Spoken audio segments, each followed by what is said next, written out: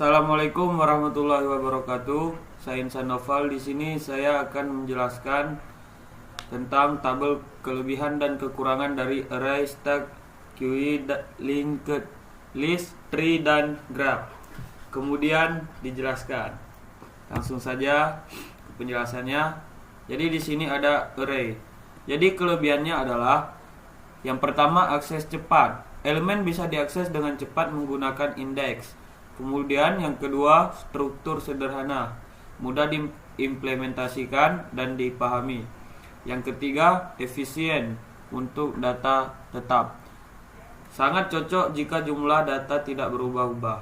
Jadi, terdapat juga beberapa kekurangan daripada array. Yang pertama adalah ukuran tetap, tidak bisa diperbesar atau diperkecil setelah dibuat. Yang kedua, penggunaan memori boros. Jika ukuran array besar tapi data sedikit, ada memori yang terbuang. Yang ketiga, sulit ditambah atau dihapus. Menambah atau menghapus elemen butuh penggeseran data lainnya.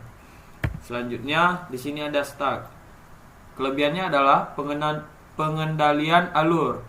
Jadi, cocok untuk undo atau redo dan pemrosesan rekursif. Yang kedua ada implementasi mudah, struktur dan operasinya sederhana. Kemudian yang ketiga, cepat untuk akses terakhir. Akses elemen terakhir cepat. Adapun kekurangannya adalah akses terbatas, hanya bisa diakses dari elemen terbatas, tidak bisa langsung ke elemen di tengah. Kurang fleksibel, tidak cocok jika data harus diakses secara acak. Rentan overload, jika batas stack terlampau bisa menyebabkan stack overflow. Kemudian di sini ada queue. Kelebihannya adalah pemrosesan antrian sangat baik untuk antrian seperti antrian printer, antrian proses, dan lain-lain. Struktur sederhana, mudah diimplementasikan dengan aturan FIFO. Kemudian yang terakhir, cepat untuk elemen pertama dan terakhir. Akses pada elemen pertama dan terakhir itu cepat. Kemudian kekurangannya adalah akses terbatas, tidak bisa langsung ke elemen di tengah. Kurang efisien untuk data besar. Saat memori penuh, antrian perlu digeser ulang atau dialihkan. Kemudian yang terakhir, penggunaan memori bisa boros. Pada implementasi tertentu, area memori tetap terpakai meski ada elemen yang dihapus. Lanjut ke linked list. Kelebihannya adalah fleksibel. Ukuran bisa bertambah atau berkurang sesuai kebutuhan.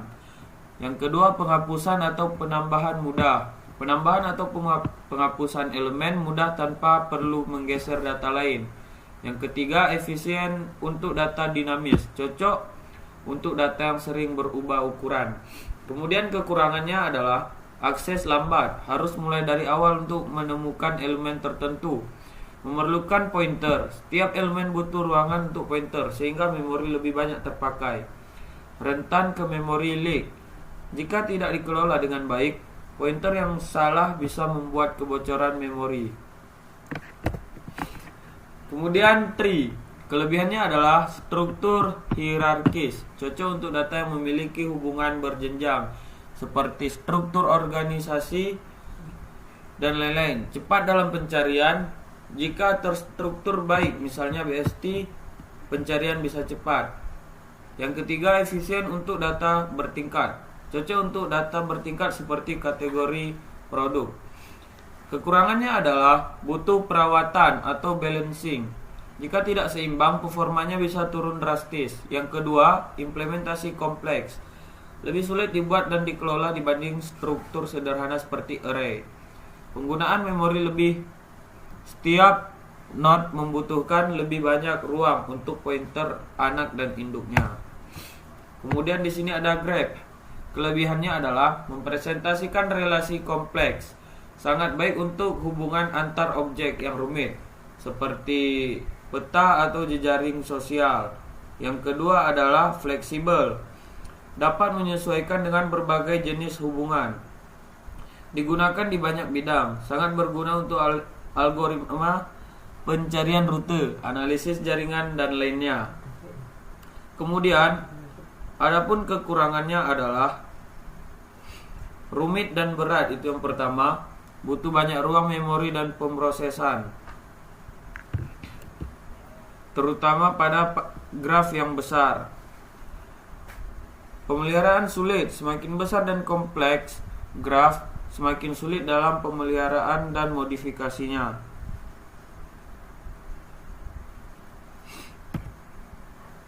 Jadi di sini jelaskan apa perbedaan array dan list.